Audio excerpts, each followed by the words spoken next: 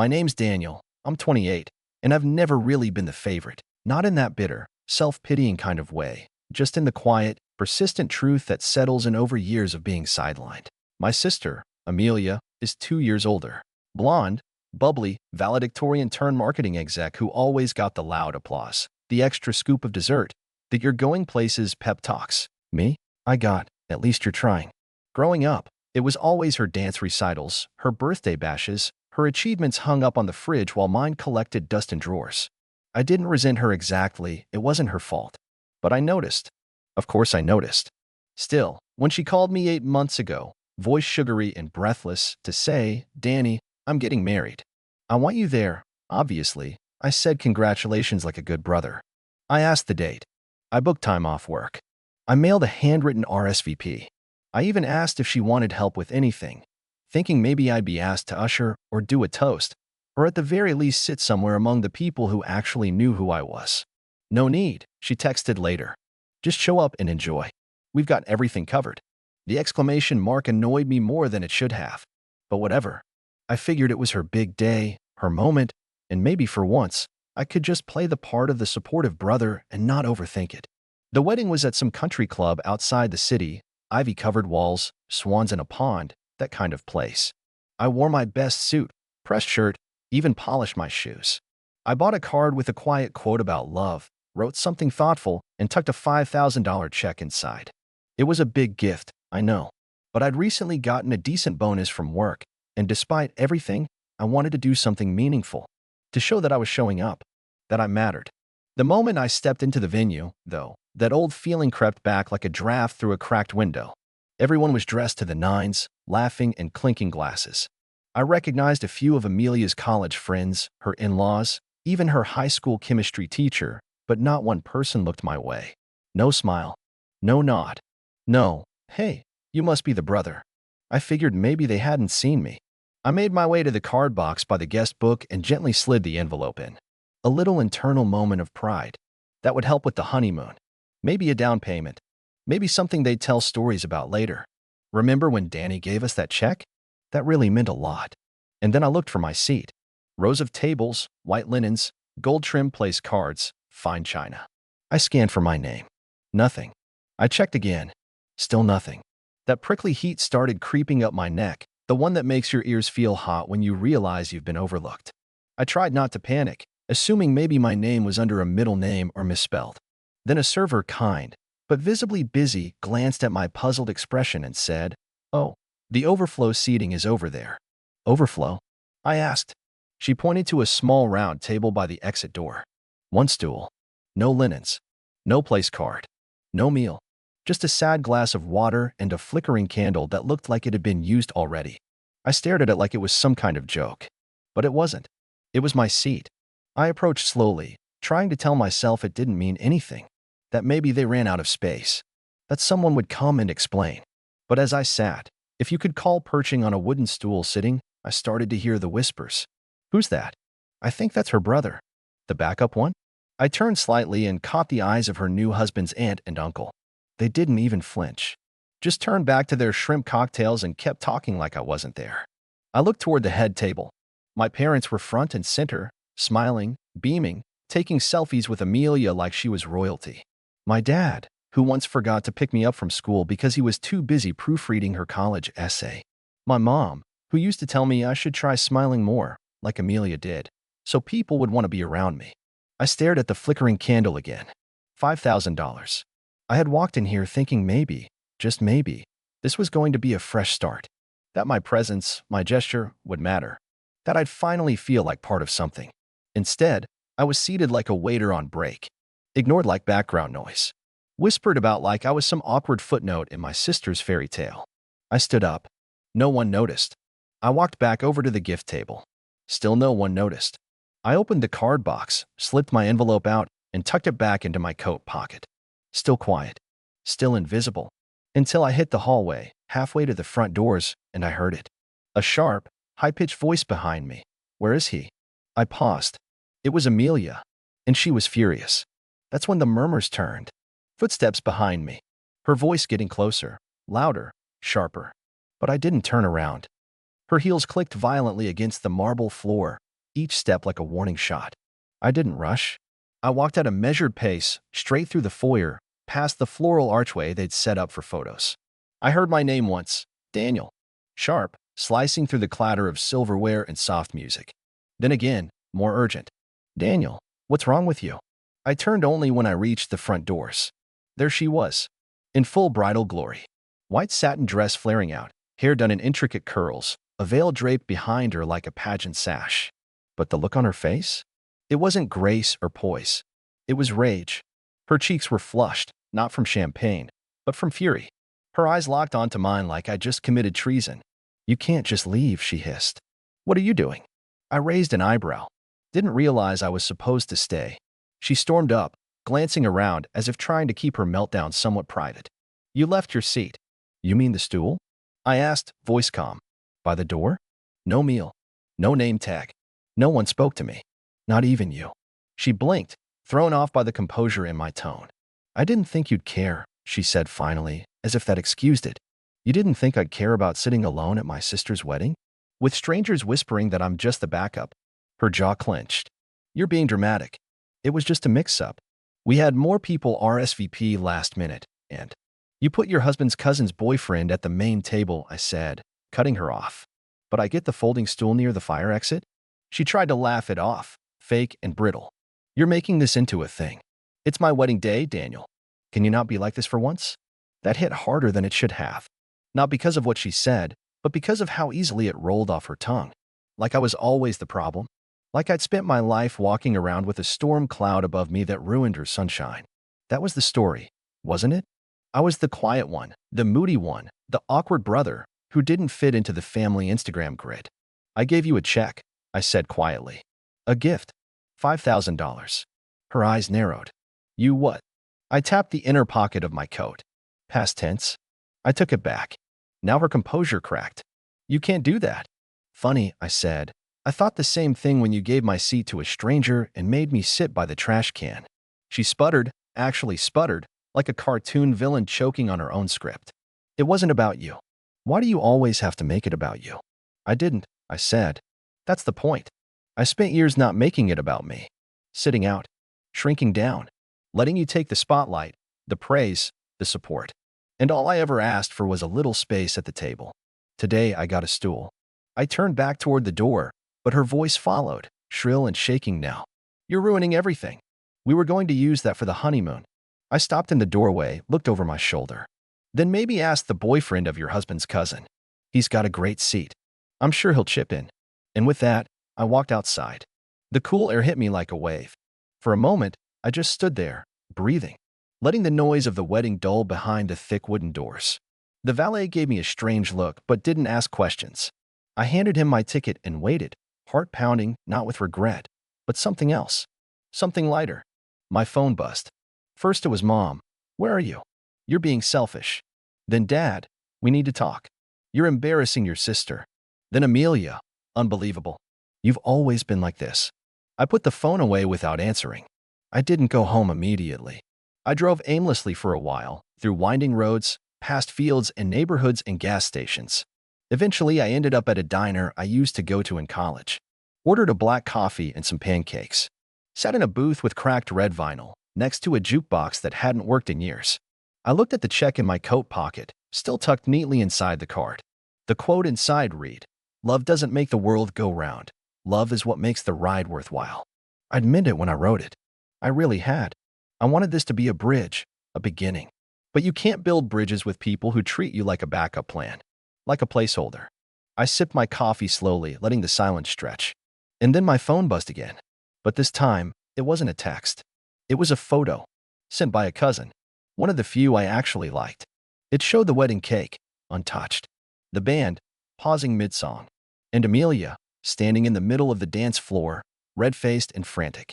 Underneath, he'd written, "Bro, you broke the bride." I stared at it for a long moment. And then, for the first time in a long time, I laughed. The laugh didn't last long, just a short, breathy exhale over the rim of my coffee mug, but it felt good. Not gloating, not cruel, just cleansing, like finally coughing up something you didn't even realize had been stuck in your chest for years. I typed back a simple response to my cousin. Guess she should have saved me a slice. No reply, but the read checkmark popped up instantly. Another message came in a few minutes later, this time from my mom. I can't believe you're doing this to your sister on her wedding day. I let out a short breath through my nose. The wording was textbook. Not she did this to you. Not even what happened. Just the same script I'd heard since I was a kid. You're the problem. You're ruining things. You're embarrassing us. I didn't answer. The waitress, a woman probably in her mid-50s with a kind smile and tired eyes, came by and topped off my coffee. Rough day? She asked, not prying, just genuine. I gave a small smile. Family stuff. She nodded knowingly.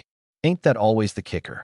I stared at the steam rising from the cup, thinking about all the years I'd spent trying to smooth things over, play peacekeeper, be the one who didn't make a fuss. Every birthday forgotten. Every holiday where Amelia got a speech and I got a nod. Every family photo I was cropped out of or asked to take. It added up. It built a wall, brick by silent brick. And today, that wall cracked. I didn't set out to ruin anything. I didn't walk into that venue with a plan. But when you're seated next to the emergency exit while your sister basks in a 6-tier cake and standing ovations, it stops being about politeness. It becomes survival. Another text popped up, this time from Dad. Come back and apologize. We'll work it out later.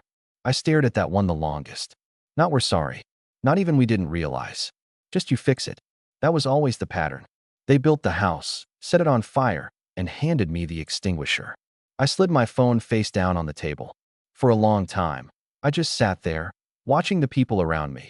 A young couple sharing waffles in the corner booth, a group of teenage boys joking over milkshakes, an old man reading a newspaper with a stack of empty creamers beside him.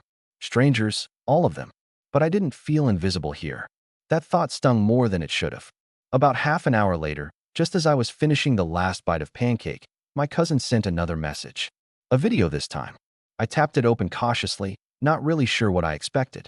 The clip was shaky and brief, clearly taken from someone's lap under a table. In it, Amelia was pacing near the sweetheart table, mascara streaked and mouth pressed into a tight line. Her new husband was trying to calm her, visibly uncomfortable. She just left, she was saying. He just left like it was no big deal. Does he even realize how selfish that is? The husband murmured something I couldn't make out. She snapped back louder. He thinks he can just embarrass me and then walk away with that check like it's a joke? Like I owe him. I paused the video there.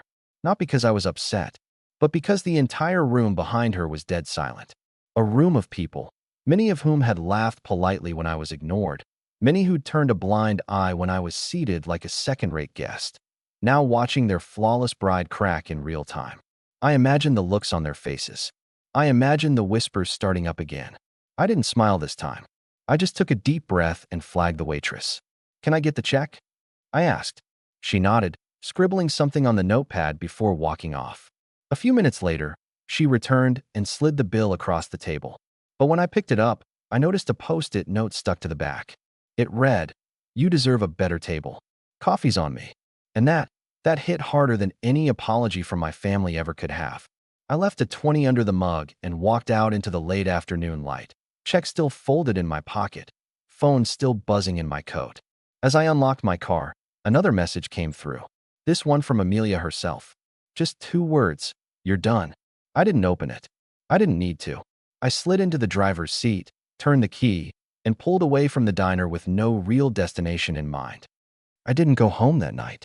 Instead, I drove out to the lake an hour north, the one where our family used to camp when I was a kid, back before things got complicated.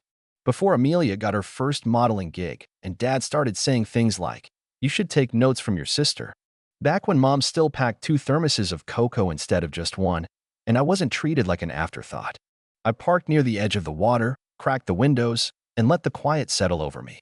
No music, no calls, just me, the cool night breeze, and the flicker of moonlight dancing on the water. I slept in the car that night, didn't mean to, just dozed off watching the stars. And when I woke up to the sun rising over the lake, I realized something that should have hit me years ago. I wasn't mad anymore. I was done. Done trying to earn space in a family that kept shifting the goalposts. Done shrinking myself to avoid causing ripples. Done financing the fairy tales they wrote me out of. When I got back into town that morning, I took the check, still sealed inside the card, and drove to the bank. I thought about tearing it up. or mailing it back just to make a point. But instead, I deposited it back into my own account. My money, my boundary, my right. That same afternoon, I started blocking people. First Amelia, then Mom, then Dad, then the flying monkeys, the aunts, cousins, the family friends who'd texted some version of, "You need to apologize. It's not that deep."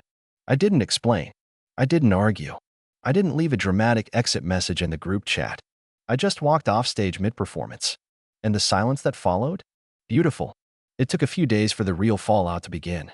Apparently, the story that spread at the reception was that I'd stormed off because I was jealous. Amelia told everyone that I demanded to be seated at the head table and threw a tantrum when she declined. My mother, ever the martyr, cried to her church group that I'd humiliated the family and abandoned my sister on the most important day of her life. But narratives can only hold when no one pushes back. And I wasn't the only one who'd noticed how I was treated. That same cousin who sent me the video? He posted a photo of the sad stool by the exit on Instagram with the caption, "This is where they sat the groom's brother." Priorities. Comments flooded in, some passive-aggressive, some blunt. One read, "Wait, isn't that the guy who gave them $5K?" Another, "That's disgusting. You don't treat family like that." And then someone from the groom's side commented, "She spent half the reception yelling about a missing check. Maybe if she cared as much about her brother as she did about her gift, he wouldn't have left." The truth leaked out in bits and pieces. Turns out, Amelia's perfect image couldn't withstand much pressure.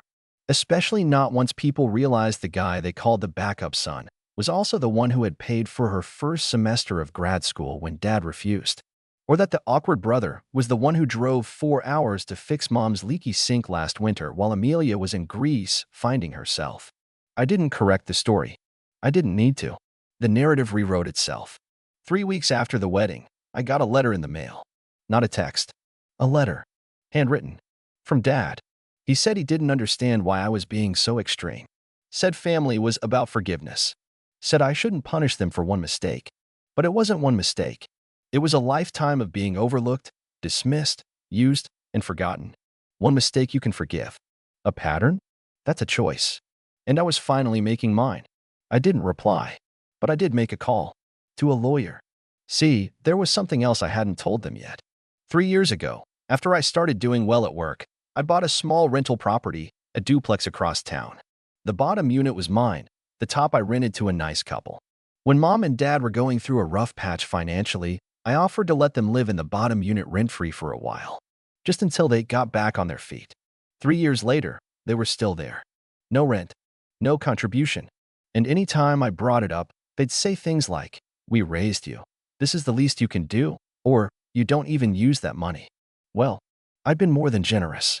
And I was done being their safety net. The eviction process wasn't quick. It took a month and a half. I gave them written notice. 30 days. Not out of cruelty, but legality. I wasn't trying to hurt them. Just remove myself from the role they'd forced me into, the quiet little backup plan. They were shocked. Called me heartless. Said I was turning my back on family. But I wasn't turning my back. I was walking forward. With every week that passed, the silence grew louder. Amelia tried to rope people into messaging me on her behalf. She's having a hard time, they'd say. She really regrets how things went down. But I knew her regrets were about optics, not people. About the fact that her dream wedding would always be tied to a brother-shaped hole in the photo album. When the 30 days were up, Mom and Dad moved out. Into a one-bedroom condo that Dad's sister helped them find. I heard they were bitter. Embarrassed. Said they never expected this from me. That was the point. They never expected anything from me. At least nothing other than obedience, silence, and support. A month later, I hosted a dinner at my place. Just 5 people, coworkers, a couple of close friends, and my cousin, the one who stood up for me. We grilled burgers on the back deck, laughed until we cried, played cards late into the night. At one point, my cousin raised a glass. "To Daniel," he said, "for finally realizing you're not a backup. You're the main character." Everyone clinked their drinks. I smiled, really smiled. Not the tight one I used to wear around family, but a real one. The kind that stretches across your face before you even notice it. And when the night ended, and the dishes were done, and everyone had gone home, I stepped out onto my porch and looked up at the sky. I thought about Amelia's wedding, the stool, the whispers, the check. And then I thought about that diner, that waitress, The post-it. You deserve a better table. She was right. And I'd finally built one for myself. The guest list was shorter. But the company? Perfect.